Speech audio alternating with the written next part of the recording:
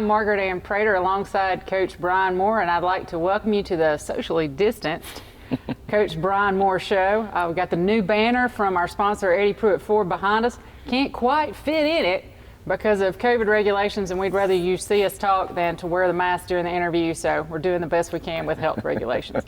But, Coach, let's start this off. Pretty hard-nosed question. You're now 1-2, but that's the bad news. The good news is you got 70% of your season, at least, left. So where do you go with that? Well, obviously, that's not exactly the way we wanted to start. The truth of the matter is, though, that those are probably, if not the best two of the best teams we've played. They're really good. I mean, both Cullman and Austin are good. And I think the toughest part of our schedule is behind us, to be honest. Okay. And now we're going to have to play. I mean, there's no weeks, this week included, that we can cruise or anything like that. Right. We're not in that situation as a program right now. But, again, we battled, and kids fought. We played well at the end of the game, but we got to play well for four quarters. Exactly. That's what. Usually I try to start with offense, and then we'll work with the parts. But I want to go kind of chronologically because it's 0-0 at the end of the first quarter, but by halftime it's 16-0. Right. That Cullman touchdown was so painful. It reminded me of what y'all did to Mae Jemison the week before. Right. It was a backbreaker because it's 9-0. We're not playing very good, but we're in the game and we're fine. We just couldn't stay on the field offensively. I think we snapped it 16 times in the first half. And just weren't ourselves, couldn't find it. And then obviously in the second half we did, but that's a moral victory thing, and I hate those I hate to even talk about it. But ultimately we scored 20 points in the fourth quarter. We threw the ball around, were really effective, so much so that literally as I watched film, I was looking for, did they change personnel? No. I mean, we just started playing. And it's like I said post-game, it's like we fill things out. We're just sort of, figuring out this kid or this player instead of just going out and being us. We're sort of, how good are they? How strong is this guy? And that's a sign of youth. And but we got to get through it. Again, I think, because I got after their tails at halftime now. I mean, as bad as I probably can. But they needed it. And I just said, if you don't respond well to this, then this is going to be bad tonight. It's going to be a blowout and we're going to get run out of here. But they did respond, and they fought in the second half of that game and made it a ball game. We had opportunities to have a chance to win the thing still. Yeah. We had to have a lot of things go right. But, again, I'm proud of the way that they fought and rallied with what could have been a really tough night. You're right. And that was my third question, was you came out the third quarter. You hold Cullman to one score. Yep. You shut them down. So what were some of the adjustments you made at halftime, or did things just finally start to click a little? I mean, watching from home, spectator here, I saw that first half and I thought, if it's all going to go wrong, it was just a game of inches, just little things. You guys had, and I know you don't like to talk about luck, but you didn't have great luck that first half. But then the second half, man, y'all came out and it was a different Hartselle team. There really weren't. I mean, there were a couple of adjustments. And I'm really hard on myself as a play caller. And so I got with the offensive staff and I said, what do we need to do? I mean, I feel like those are there, and the guys that were up top, and we watch film during the game, so I'm like, this is exactly what we thought. There's no scheme difference or anything. We just aren't executing. I mean, the first snap of the game, we had a little RPO on and we just threw it in the dirt, and then, we dropped the ball here or there and we didn't block them up front. And then all of a sudden we hit a play and it was like it just ignited the whole thing. And then we probably had 200 yards of offense in the fourth quarter alone. I just, I don't know. So my point is that we didn't really adjust. We just came out and executed, and really every drive in the second half was a pretty promising drive. One finished inside the 30 that we turned it over on downs, but then from that point forward we scored 3 out of the next 4 possessions, touchdowns. Right. That's so that was my fourth question was, who was that team that outscored Cullman 20-7 in the fourth quarter? And that's who you're talking about. Well, in the 7 that they scored, we gave them at the 3. I had to go for it with 2 minutes left in the game, down 10, and we gave them a touchdown.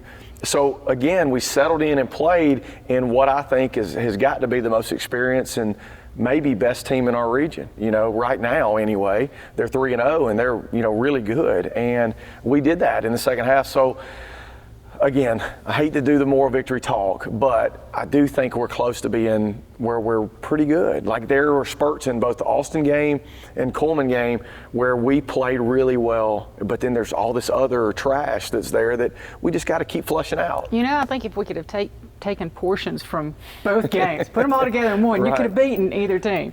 We're going to take a quick break. We'll be right back with the Coach Bryan Moore Show.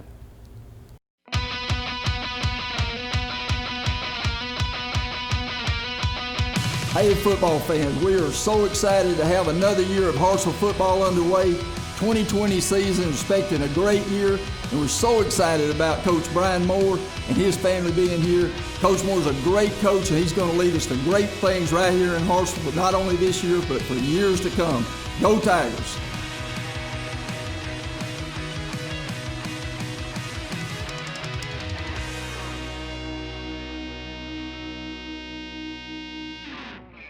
This is Margaret Ann Praytor alongside Coach Bryan Moore, and we're back here with the Coach Bryan Moore Show. Individual performances I want to address. First off, Trent Wright, 3 catches, 56 yards, starting to show some of that senior leadership. What can you say about his settling performance? in? I mean, you know, he's such a smart kid, and he's a competitor too. You know, a couple of those catches late, 2 of them were really good catches. You know, one he pulls away from a guy, you know, and Trent does a lot of the dirty work too. I mean, he blocks. He's really the point man on most of our plays, and especially perimeter runs and screens and things that we throw. But again, we're settling in, and he's getting going. He's now had, you know, this is his first year playing varsity football ever. Yeah. You know, even though he's a senior, he hadn't played, and now he's a really good basketball player. So he has experience competing at this level.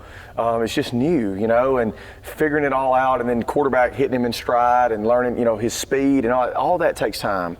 And Trent's really settling in. So I tell you this now, without him, he gets a lot of things done that people don't know. Like he lines guys up, and he's just really smart out there. So we've been fortunate to have him. And he had one of those catches set up a Fletcher touchdown. Yes. So yes. Nice little a field general per se, yes. right? That's great. And Isaiah Fletcher, he's going to be our Eddie Pruitt Ford Player of the Game. I know he's looking forward to that interview. But 7 catches, 119 yards, 2 touchdowns. Yeah, and he early in the game was non-existent. Yeah. You know, he dropped a post corner ball that at least would have knocked us, you know, out of. It was like 2nd and 29. We somehow were backed up, and we had a holding call, and that really hurt us. But ultimately, when he got going, I challenged him at halftime, and when he got going, he just got going. I mean, he's better than everybody else. He just is. I mean, that's just the fact. But he's in the 10th grade, and right. So when he does what he did in the second half of that game, you see what we turn into. Well, he lifted the team. The whole thing. And I mean, there's other guys in there, obviously, that were really good, but he just brings so much to the table as far as explosiveness and then quick strikeability, which you saw the drive where Trent caught the ball in the middle was a 2-play drive. You know, it was like a 67-yard drive in 2 plays. I mean, you know, we struck in about 20 seconds. So you want more of those. I mean, yeah, that's easy offense, you know, and he can provide that for us. So he's learning. This was a whole new offense for him, and he's having to be that guy. And we move him all over the place because we don't want them to be able to take him away. And so we slide him all over the field. He plays literally every receiving position. He even plays a little fullback. We slide him around and throwing the ball out of the backfield. So we're going to continue to do that and be creative with him. He's had at least 5 catches in every game. So he's really getting going and starting to come out. Well, that's one of the questions I'm going to ask him is, you know, he does have that target. We knew he was talented last year. Those of us who watched the game, you know, how he handles that pressure. You know, that's got to be tough on a 10th grader. It is, and you know, he really shouldn't have to do it. Now, he's talented enough, but as far as, you know, like if Trent, for example, had played for 3 years, then it would probably be him, right. And Isaiah could be, you know, but he doesn't have that luxury. No. And so he's got to be the guy. And what I like the most, though, he's a very quiet competitor. And when I called him out in front of the team Friday night at halftime, and I said, if you're going to be our dude, you got to be the dude. I mean, I can't shoot at you, you know, a dozen times in a ball game, and you drop a ball or whatever. You got to play. And he did, and it just went off. So I'm hoping that just becomes sort of the trend. I think it will. And his confidence is going to continue to grow because, again, I'm not being arrogant, but he is the best. He is, and he's going to be every week. And people are going to have a hard time man-to-man covering that guy. And in my opinion, nobody can. And so he needs to understand that's the way he's got to feel too.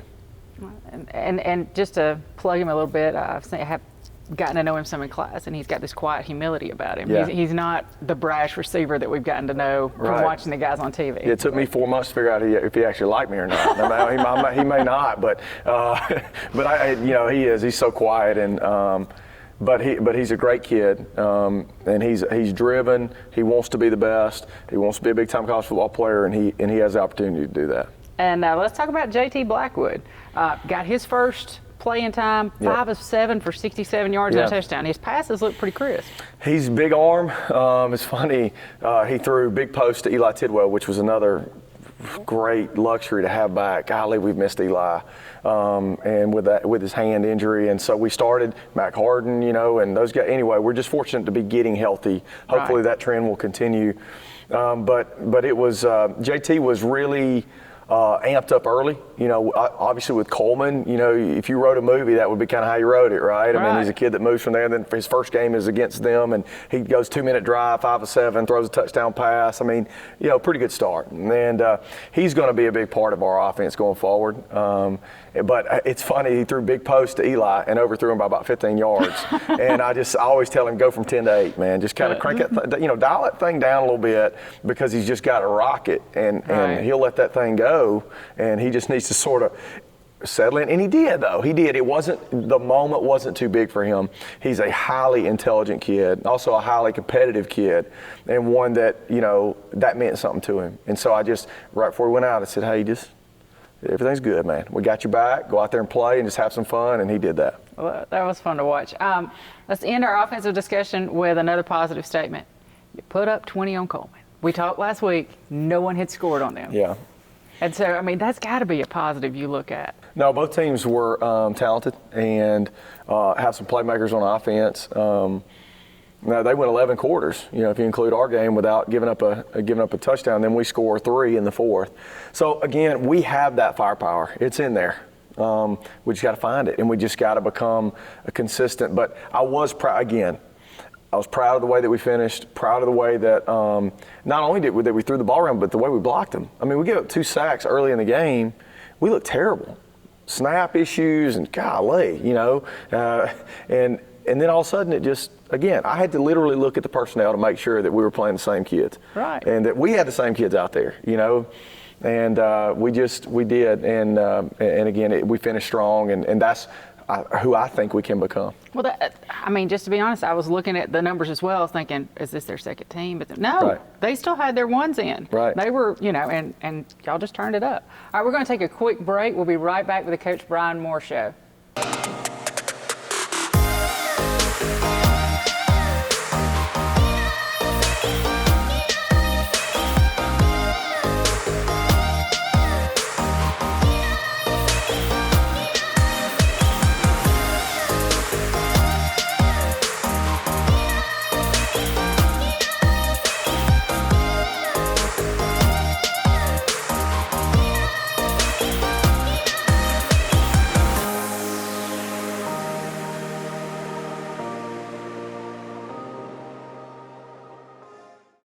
And we're here with our Eddie Pruitt Ford Player of the Week. We got Isaiah Fletcher, 7 catches, 115 yards, and 2 touchdowns against Cullman. So got Isaiah here. I'm going to ask you a few questions, Isaiah. Welcome. 115 yards, 2 touchdowns, not too shabby. Let's start with, what's your strength on the field? Is it route running, speed, agility, your strength? What is it that makes you different from other receivers? Well, I think it's mainly my speed, because it's easy enough for me to get off the ball and get around the corner or whatever, and when I take off, they're not catching me, so that's pretty much it. That's what I think my strength is. That's awesome. You've been touted as one to watch, okay? Even last year, and that was the first thing you came into my class, and I was talking about your speed that I had seen on the football field. You're this big talent. So you're one of the most humble athletes I've met. What do you do to stay grounded and stay focused? Well, I mainly just keep it one thing at a time, and I don't know, I guess I just really want to make it to the next level, and that's what keeps me focused on football, and then doing this and one thing at a time, I was going to ask you what your favorite class is, but since you're in my sports marketing class, I have the answer. I'm just kidding. But I've asked every player this so far, because we always talk about game day, gameplay, but there's so much more that goes into playing that game. You got practice and workouts and things like that. So what is your favorite part of practice? It's mainly when we do special teams toward the ending, because I can just kind of relax, and it's like I'm not having to do too much, but I'm still having to keep focused and do what I do. So because you return all the kickoffs and the punts. Do you return the punts as well? Yep. Okay. Well, thanks, Isaiah. We appreciate you taking time on your off day to come and talk to us here at Hartselle High School, because we're taping this on Labor Day. So thank you, and we appreciate you. Good luck, and hope to see you back soon. Thank you. Hey, welcome to Billy's. I came from the mud. There's dirt on my hands. Strong like a tree. There's roots where I stand. Oh, I've been running from the law. Hope they won't shoot me down soon.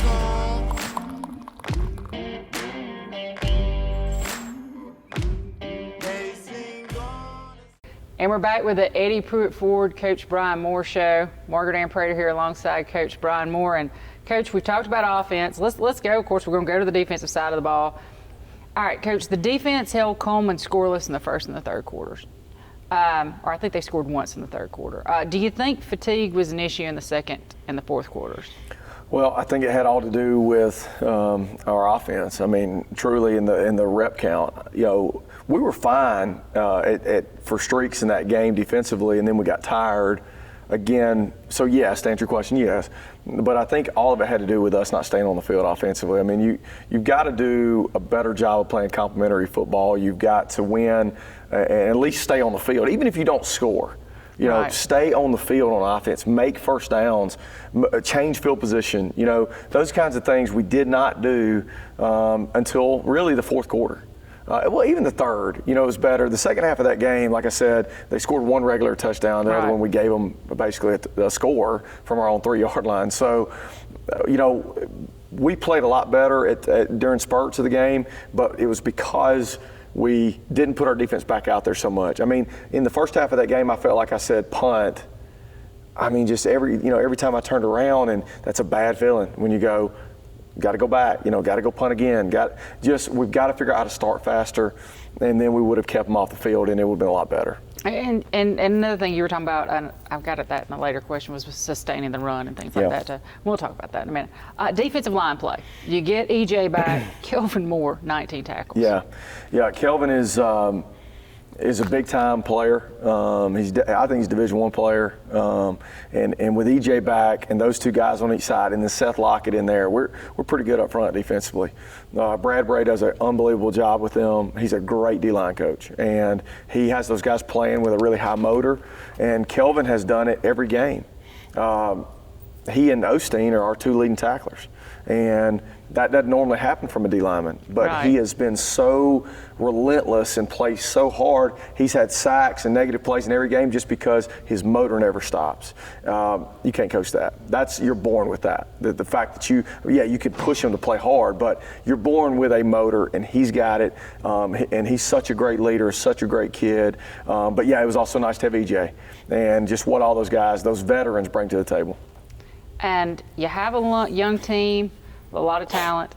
So what did you tell them yesterday during film? Well, how are we keeping them motivated? How are we, because I know I go back to when I was in high school and think of my mentality. It's got to be tough going 1 and 2 when you had these expectations. Yeah, I mean, it's not like you're going to lose them, but what do we do to keep them? Well, you got too much invested. I mean, you got to make kids, coaches, everybody, every stakeholder in your program has to be invested. And how do you invest people? You make them work at it, right? You push them and you grind and you get them up here and you work on Sunday and you do all those things that it takes to be successful. They're too invested to bail.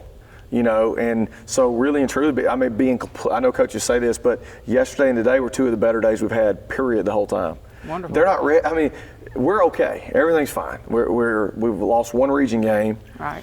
An opportunity to host still a playoff game is there. and the meat of our schedule is behind us. So I think that we're getting ready, hopefully, to turn the corner. And the kids want to. They want to. They want this to go well. But they believe in what we're doing, and we believe in them. And it's okay. I told them at halftime, I'm going to be hard on you because the person I'm the hardest on in life is my oldest son. But I love him more than anything else, him and my boys and my wife. But we're hard on those kids because we care about them, because discipline's a form of love, right? And if we don't discipline people, we're not holding them accountable. And that's what we got to do. And I think our kids are in, and I think that, they're ready to turn the corner. Okay, thanks. I'm ready to go. We're going to take a quick break. You're listening to the Coach Bryan Moore Show here on the NFHS Network. I'm Ray Lampe, Dr. Barbecue, and I'm here to tell you about the Big Green Egg, the ultimate cooking experience. The versatility of the Big Green Egg is unmatched. It delivers big results as a grill, a smoker, and even an outdoor oven. Grill burgers, kebabs, steaks at 800 degrees, slow smoke a perfect slab of ribs, and even bake a crispy pizza. When the doctor cooks, I demand the best, and that's why I cook on the Big Green Egg, the ultimate cooking experience.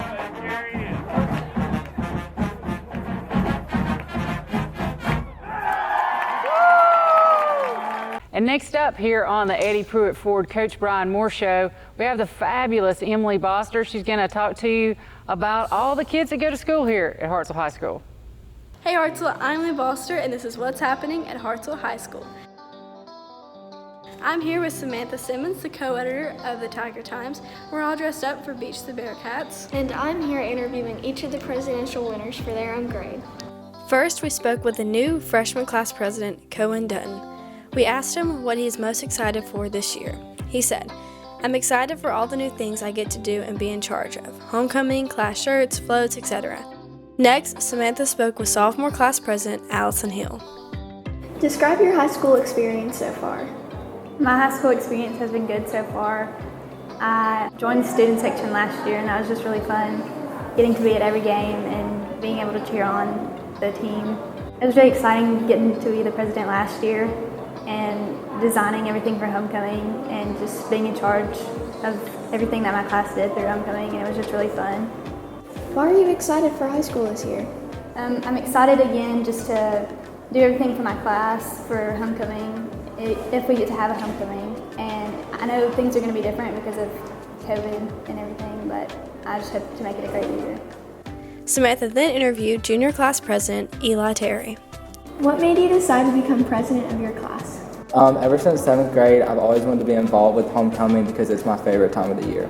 So what do you love about HHS? My favorite thing about HHS is the support it has from its community, and then how everybody just has really good school spirit.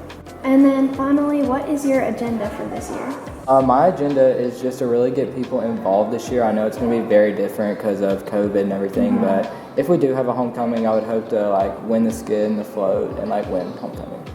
Lastly, Samantha spoke with senior class president, Joy McMiniman. So what made you decide to become class president? So I ran for class president last year and I didn't get it, and I was really upset about it. But this year, the reason I decided to run again was because there are so many changes this year, and I have a lot of ideas on how to kind of salvage our senior year, because I want us to all have the best that we possibly can. So that's why, yeah. And what are a few things that you intend to accomplish for the class this year? So I would like to try to save some homecoming traditions, because we're not going to get to do a lot of the things that we normally do. So some things in the works that we talked about at our meeting yesterday that I just want to make sure they get done. And what is something that you love about HHS?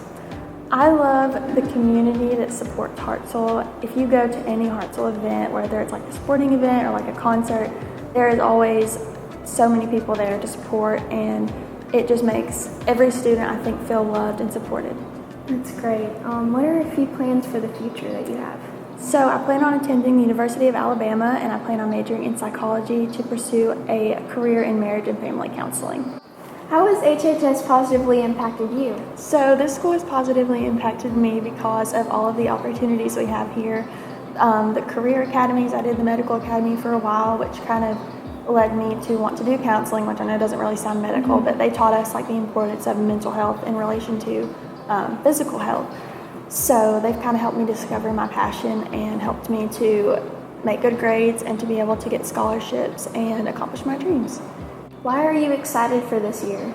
I'm excited for this year because we have a lot of room for creativity. Because of the circumstance that we're in with not being able to do a lot of things normally, we kind of have room to be like, oh, maybe we could do this or maybe we could do this. And it just gives kind of room to grow and room to kind of discover new ways to do things, which is always good. Exactly. Thank you so much. Thank you. The HHS class presidents are working with the newly elected SGA members, Mr. Cooper, and the rest of their class to plan a great year. And that's what's happening at Hartselle High School. All right, we're back.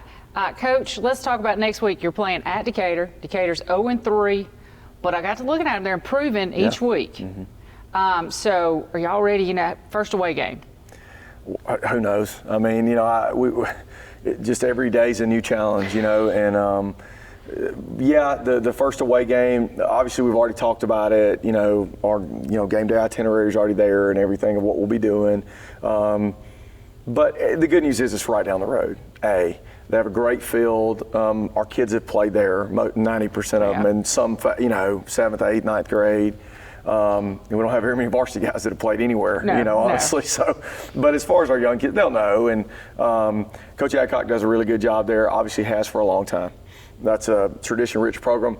Those kids are going through some hard times, and they're not quitting. I mean, they played hard, and they played Muscle Shoals to a 2-score game and at Muscle Shoals, and so I wasn't real happy about seeing that score. I was hoping, anyway, but it'd be a little worse, but not that ugly. Just we need to win, and we need success, and Decatur's getting better. And they are. They're in. I talked with Coach Adcock last week, and he was talking about that they're in like a similar boat to us. They're playing a ton of young kids, and what you worry about there is when they figure it out. Because they know what they're doing over there. Schematically, they're sound and they do it right, and those kids are disciplined, and they, don't give you turnovers, kind of like Mae Jemison. They're not going to give you the ball and that sort of thing.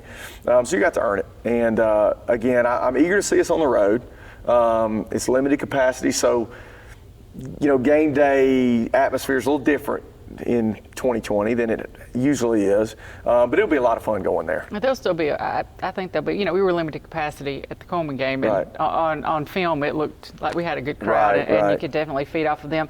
And you were just talking about the adjustments during the atmosphere of COVID, and that's my second question, because Hartselle's a small town, as you know, and so everybody's talking, and they know about the new schedule at the high school, because we're alternating days, and A through K is coming, and L through Z, and I have a feeling you've been the topic at several kitchen tables wanting to know how this is affecting football workouts. So if you could tell the people at home what's going on. Well, extracurriculars like band and football and those are still meeting every day, and because it requires that, it's you can't make up football practice. Right. You can't go home and virtually practice football. You just can't. And so our administration gets that. I have to give credit.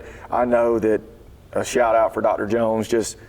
Can you imagine? Can you imagine that? I said, I do not envy the position that you're in. Brad Cooper, I do not envy their job. Pat Smith and what they're having to do at sports venues.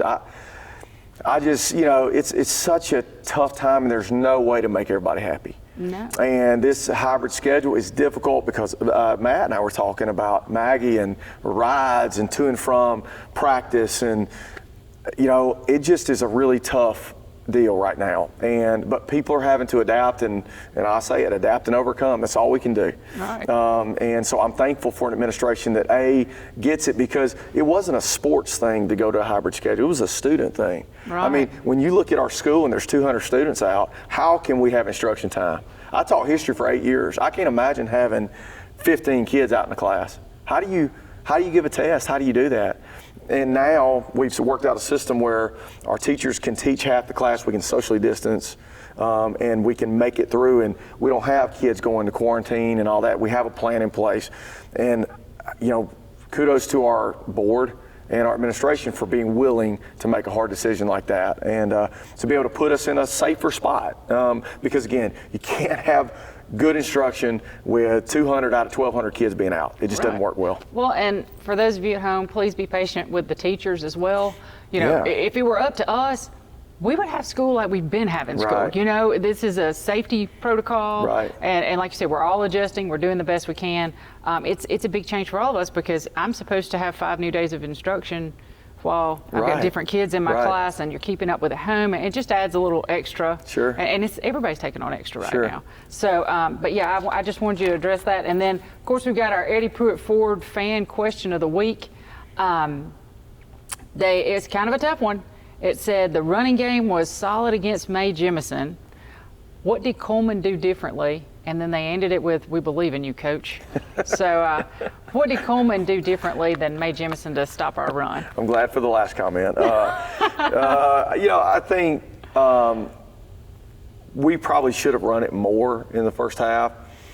The problem you run into when you RPO things and you give pass options off of runs is that if they show you a certain look, then you got to be able to throw and catch it.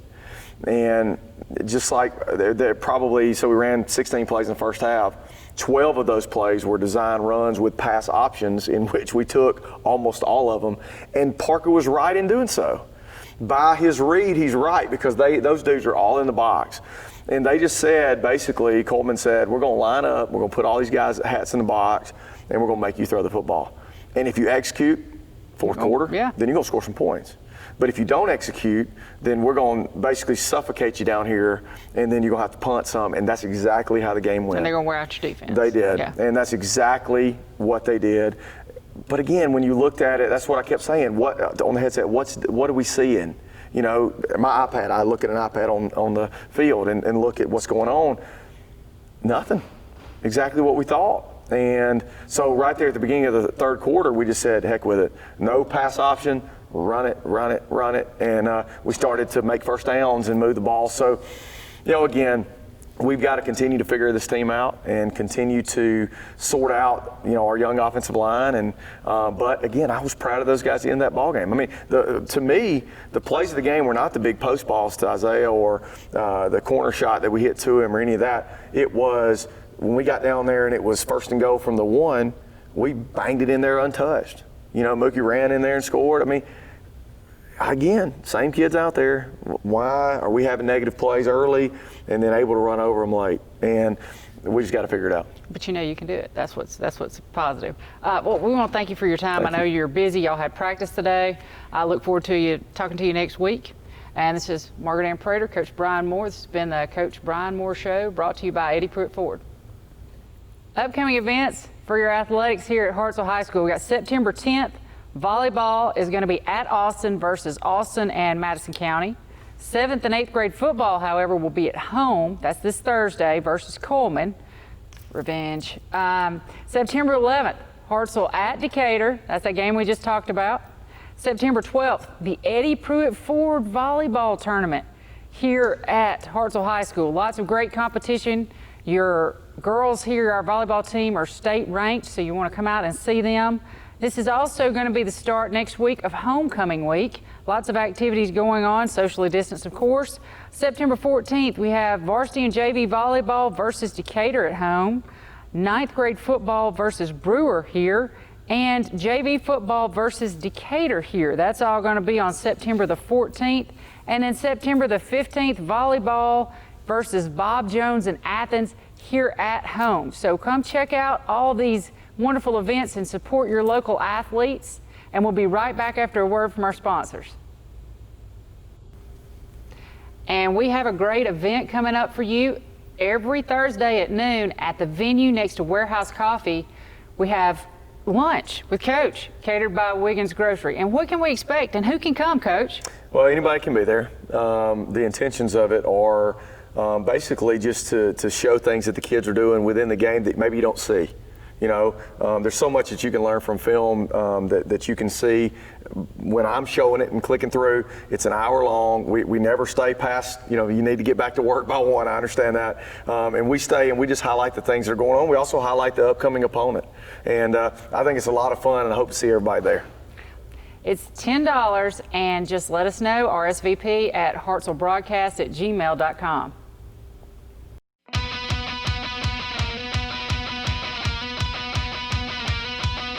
Hey football fans, we are so excited to have another year of Hartselle football underway. 2020 season, expecting a great year, and we're so excited about Coach Bryan Moore and his family being here. Coach Moore's a great coach, and he's going to lead us to great things right here in Hartselle, but not only this year, but for years to come. Go Tigers!